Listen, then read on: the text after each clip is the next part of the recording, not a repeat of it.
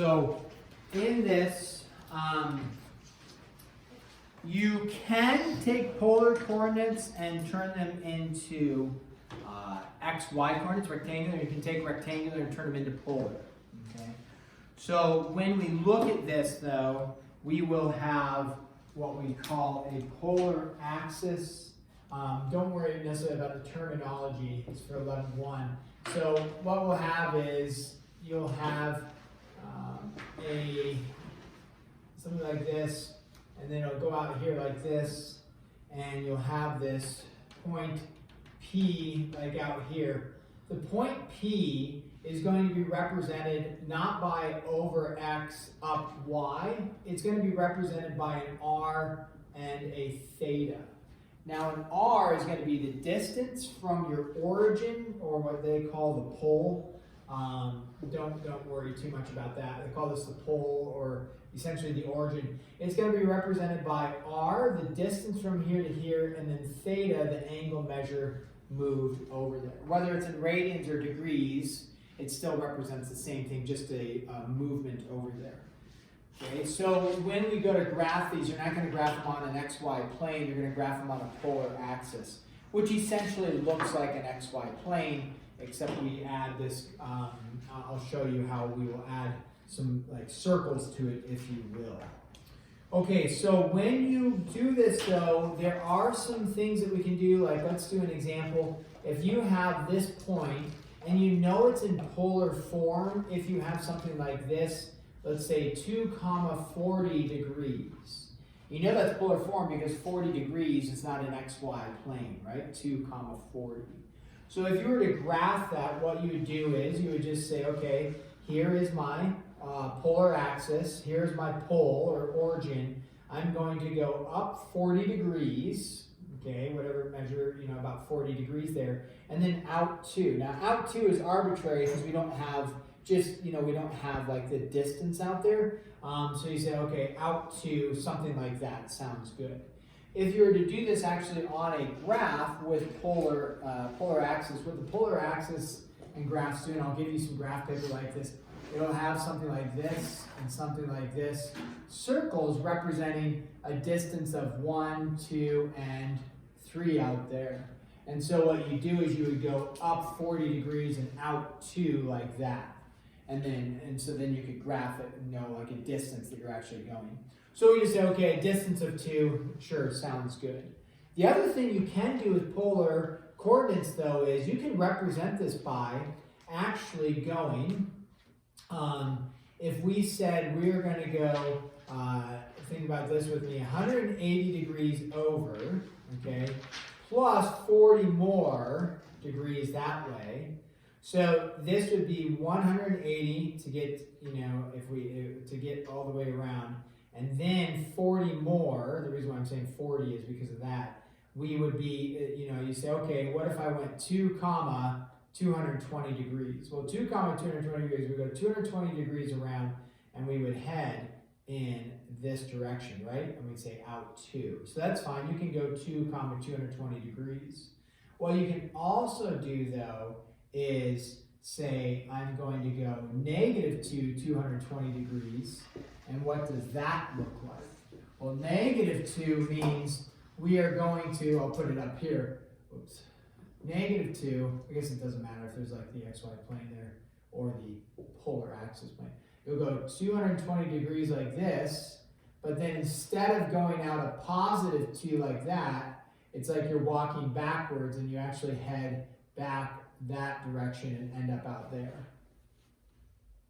So you can end up going into back up here. So in other words, 2, 40 is the same as -2, 220. So you think you're just looking at the polar axis, you turn 40 degrees and you march 2 paces, okay, you end up at a spot.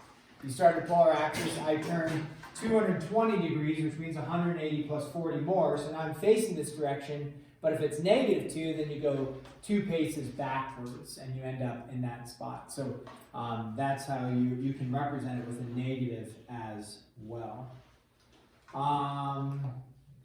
Other things to make a note about this. Okay, sketch the graph. So get your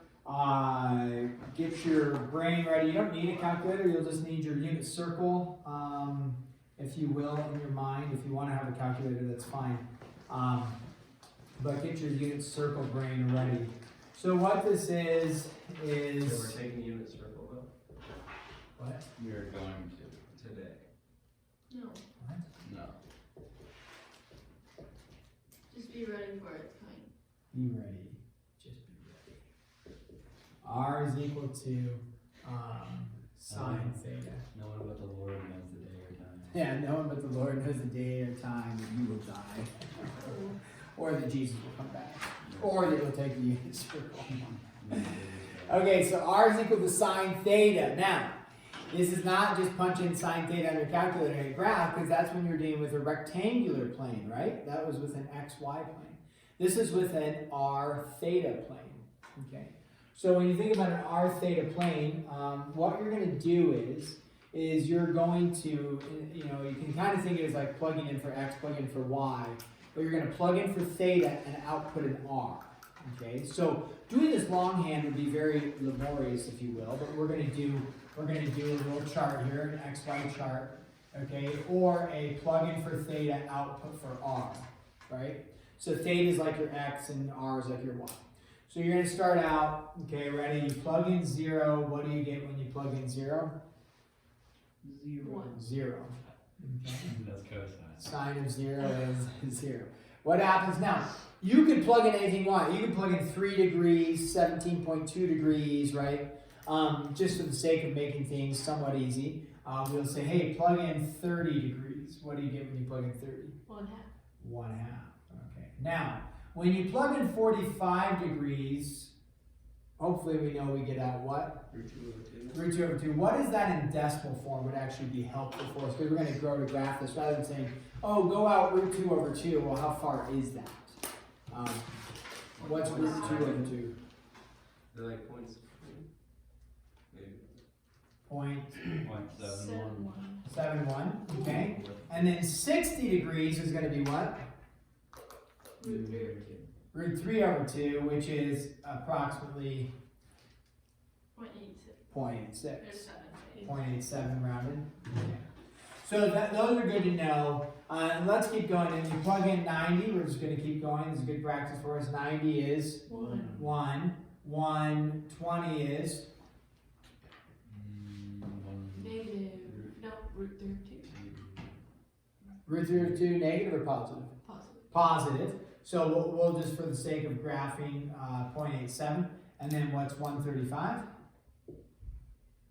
Root 2 over 2. So Root 2 over 2, so 0.71. What's what's our next one?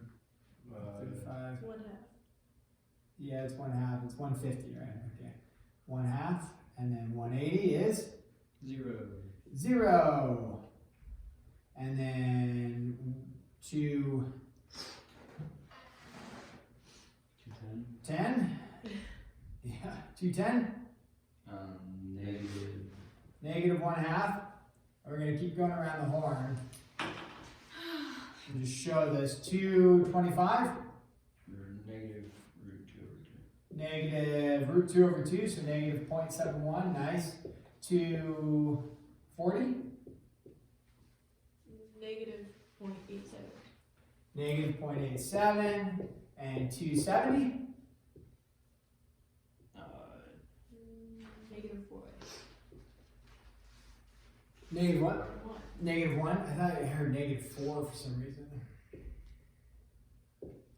And then what's our next one going to be? Negative 385. 300 and negative 0.87. And then 3 what? 15. 330. 360. And we're going to stop there because there's repetition there. Okay, so what's 315? Negative 0.71. And then Negative 1/2. And 360 would be back out at 0. Okay. So in this, let's see if I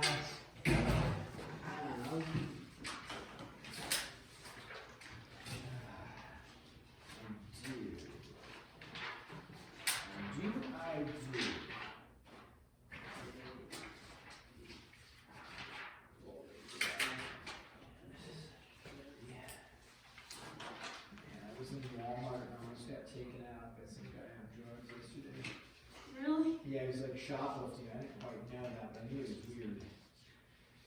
Did they catch him? Yeah, I was like wedged between the picture frames I was trying to buy and the I think he was, I didn't know who he was. He was a Walmart, not security guard, but guy that probably like works in the room watching security tapes. And he was just in like a camo jacket or something. I just thought he was like a concerned citizen. And this guy was like, you could tell he was like tweaking out on drugs. Because I heard him talking to another guy, Walmart worker, saying that he was his cellie. And the guy was like, no, I don't think so. I think you got me mistaken. He's like, no, we were together in the cell, in prison. And the guy's like, no. Anyway, he's got to go to work. And then the guy would just stand, like I saw him, he's like standing in an aisle and he's just like staring, talking to nobody, standing like this. And then he started acquiring goods for the backpack. And I was kind of like, okay. So I just was trying to get picture frames, and all of a sudden this guy was like walking down my aisle, and I'm like shopping cart here, picture frames here, and he's like walking. I'm like, brace yourself, I'm gonna get stabbed. And then he like walks by, he's like, yeah, I said something to him. I'm like, yeah. And then this other guy in the camel shirt's like, hey man, you know what you're doing, get out of here. And the guy's like, oh yeah, where's your badge number? And I'm like, what is going on? And they were both like arguing behind me. I was just like, and I was waiting to become a hostage, you know. And so then the guy was like, where's your badge number? And starts going at the camo guy, and the camo guy's like backing up, and then that guy backs off, camo guy goes at him a little bit, and then the camo guy looks at me and he's like, I'm so sorry about this. I'm like, no, it's cool.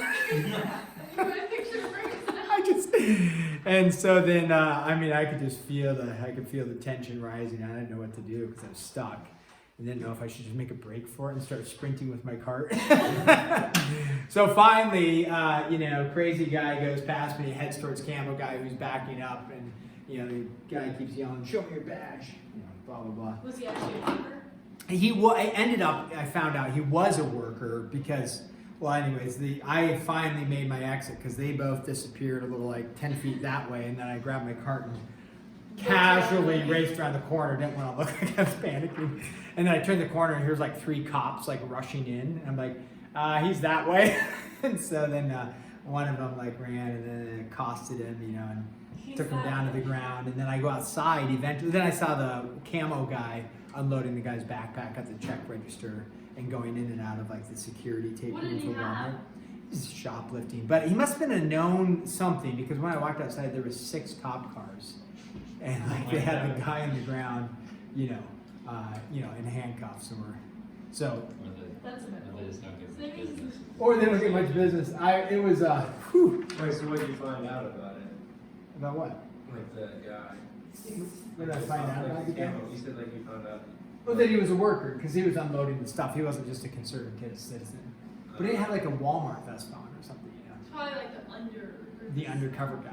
But he didn't have like a weapon or taser, he's just a guy, I think, watching He's not security licensed. footage. Oh, we got a shoplifter walked out there and was like, And then they call it. but I think he was a known shoplifter because he was calling him by name and you know what you're doing, get out of here.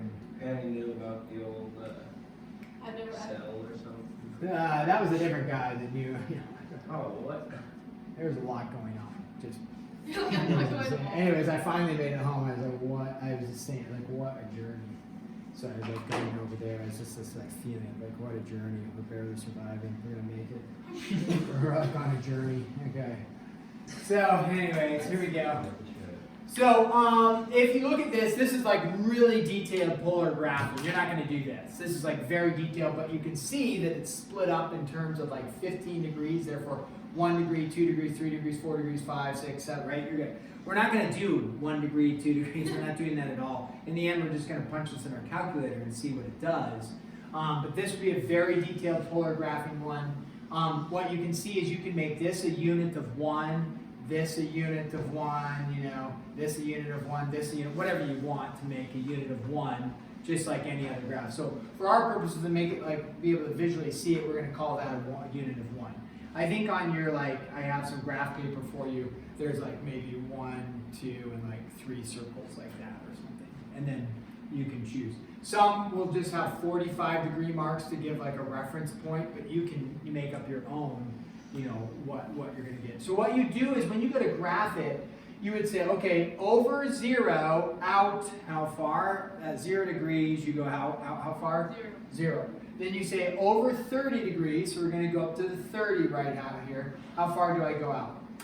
A half. So I'm gonna make a mark right here, right? And then the 45 degrees is 0.71, so if this is 0.75, it's gonna be somewhere, whatever, about there. Right, and then the next one's 0.87 at 60 degrees, and so 0.87 is somewhere, you know, I don't know, about there. And then at 90 degrees, you get out 1, But does right? it go like? And then at 120 degrees, you got out at 0.87, so somewhere about there. And then at 135, it was 0.71, so somewhere about there. And this is good and well as we go about. Then we get a half out at 150, right? Is a half.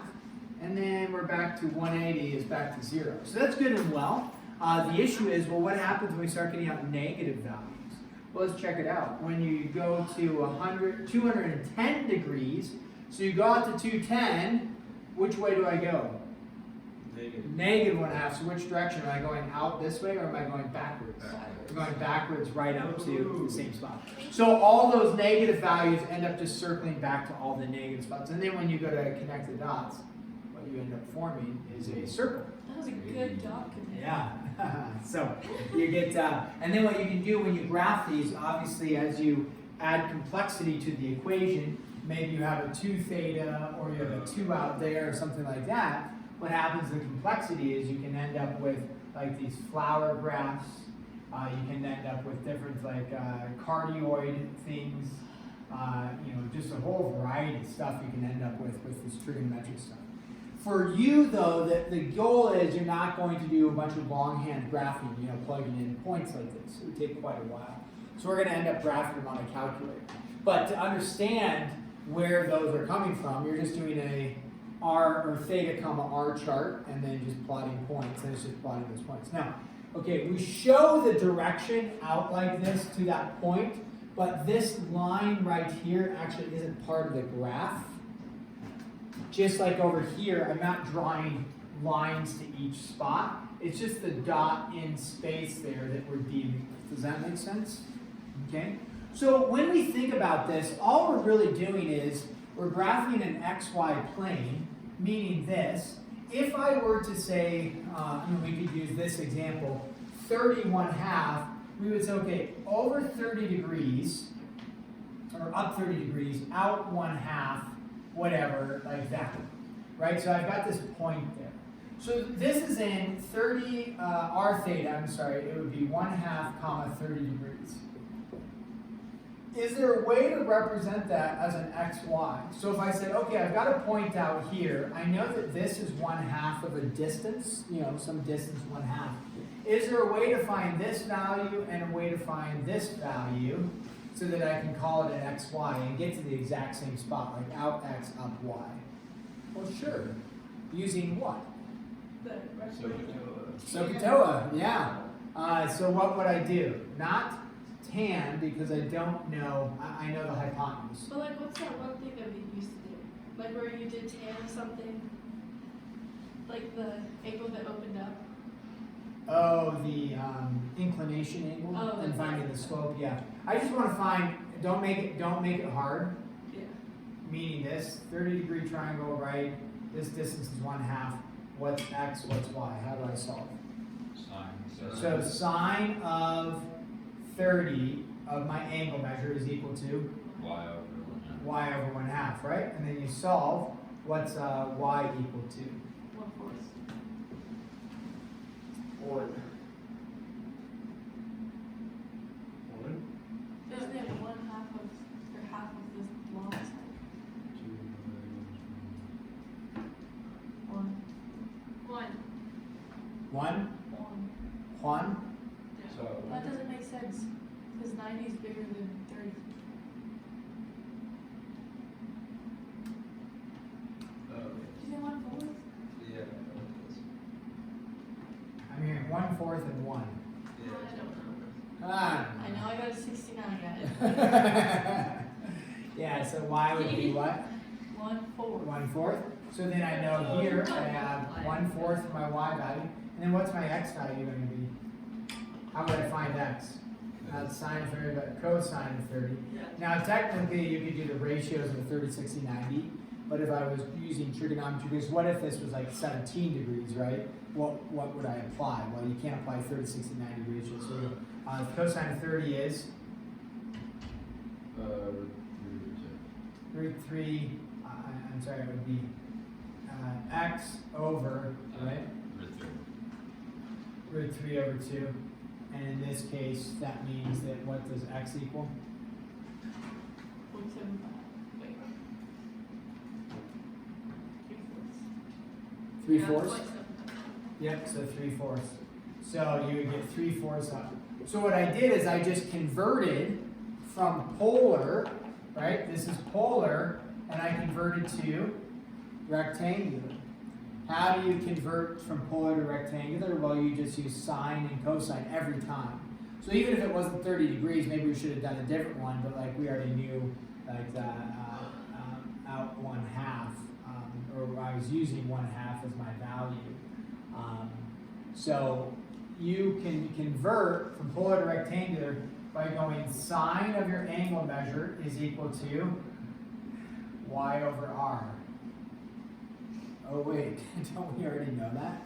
This is nothing new. You can convert by saying cosine of theta is not y over r. What is it equal to?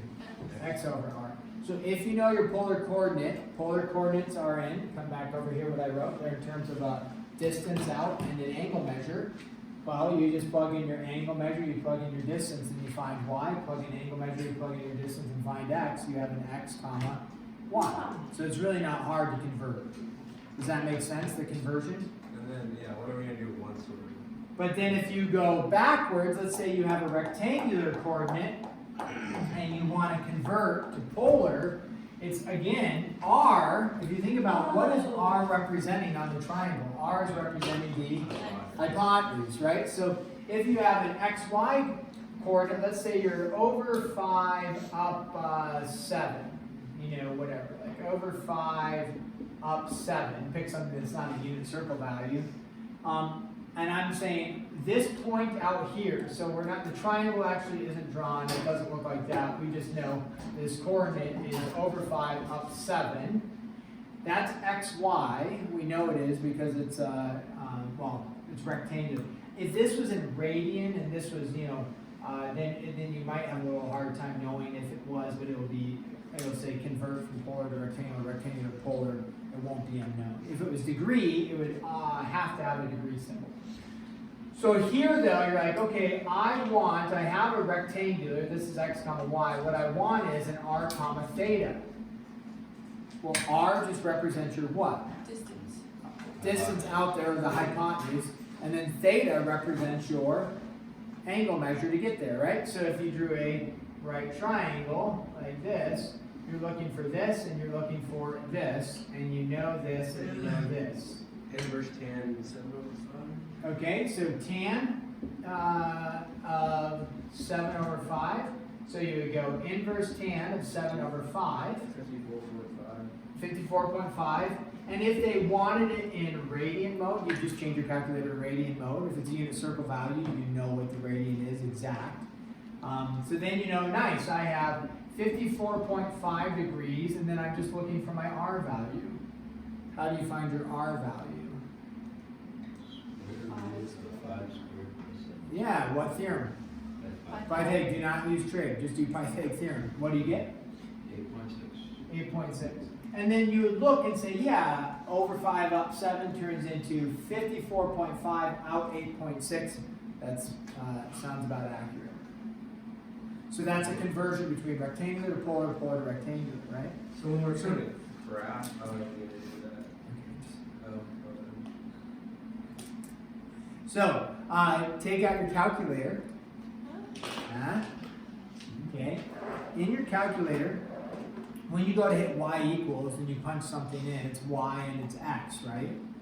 When you use the variable x variable, you know which variable I'm talking about, not the not the letter x, but the x variable for graphing, right? Look at that x variable. What else is on there? T, theta, and n. Ooh, what one do you think we're going to want to use? Theta. Now, what you need to do is tell your calculator, hey, we're not doing rectangular mode, which is x's and y's. Because if you go to y equals, when you click y equals, what do you get? You get a y sub 1, Yeah. right? And then you get a y sub 2. You don't want y, you want r, so you're going to go to mode. And then you're going to go to, sorry, I got to show this to the camera. You're going to go to what mode? I thought I heard you say it. Polar mode. So you go down and you find where it says function mode. We're out of function mode. We're going to polar. We will tap parametric mode at some point. And then you go enter. And then you go to, then you can just go to y equals and it'll give you r. And then you don't have to do anything unique. So if you go with sine theta, you just hit the X button again. But the X is theta, right? It'll change it for you. So then you go sine theta. And then you hit graph or zoom like standard. Now when I hit zoom standard, if you're looking at, you can't quite see mine, but mine doesn't look like a circle. That's because your window is not square. And so then if you go to zoom square, which is number 5, let's see what it does for us there. That will change it to a circle, and then we could zoom in because it's so cumbersome looking at that tiny symbol. There we go. And then you get that. I can't even get to zoom. Can't even do it. Well, it says invalid dimension, and then I can't, Did you go zoom standard? I can't get to zoom standard. Okay. Did you change it to polar mode? Yeah. And then you just went to R? And then you typed in sun, and then you Oh, recognize that's that you have weird. plot 1 highlighted, which you should. That's Did somebody borrow your calculator? cute. Did anybody borrow your calculator? Oh, Anyways, they you put it on really plot did. 1. You don't want plot 1. No. So make sure Nicholas is running in the air. He had plot 1 highlighted up there, which I'll move the arrow down. If that plot 1 is highlighted, that's going to mess things up because that's plotting some statistical value, and we're not doing that. So make sure plots aren't highlighted. Mine's not doing a full circle. Okay. It could be pixelated, or you are y equals. You're doing sine and cosine, so let's clear the cosine out, and then go zoom standard, and there you go, and then go zoom square. Okay, now you can add to it, you can add, if you wanted to do, 2 cosine theta and see what it does, or 2 sine theta, I guess I should say, 2 sine theta. You can mess around with that, and all that does is raise it, to 2, so that's not too exciting. But you could change it to sine of 2 theta and see if that changes anything. And, do sine of 2 theta. You get the flower petal. Sine of 2 theta. Not 2 sine theta, but sine of 2 theta. Yeah, then you get that. Do I get zoomed in? Zoom. Go to zoom. Oh. And then which one? I did zoom Oh, I did. Let's Oh. just do zoom in. out. That's an easy one. When it's centralized, zoom in is an easy one to do. Oh, you can make it really big. When we do watermelon.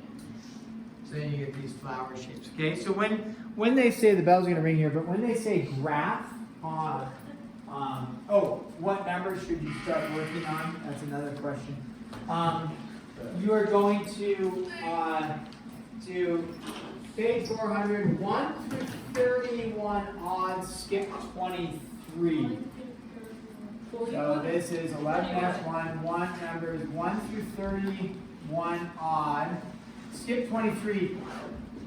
There's more work to be done on this, which we'll tap on Monday, but you should be able to get started on a bunch of it. When you go to graph, you can use the graphing calculator to graph these. You do not have to do the XY plane, but we know where it's coming from now. So, all right, guys, have a fantastic weekend. Good luck, boys in St. Regis.